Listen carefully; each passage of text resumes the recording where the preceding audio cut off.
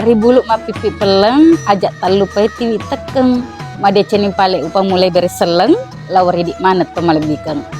Assalamualaikum warahmatullahi wabarakatuh. Alhamdulillah hari ini kita awali pagi ini dengan sebuah paset tomatoa.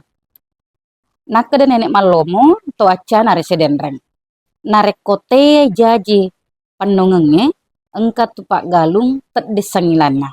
Betuana engka pakak kasarise wanua de nama lempu rigau. Kita mencoba mencari keselarasan papasan ini dengan Al-Quran. Nah, kita menemukan dalam surah Ar-Rum ayat 41, Allah berfirman, telah nampak kerusakan di darat dan di laut disebabkan karena perbuatan tangan manusia, supaya mereka merasakan sebagian dari akibat perbuatan mereka, agar mereka kembali ke jalan yang benar.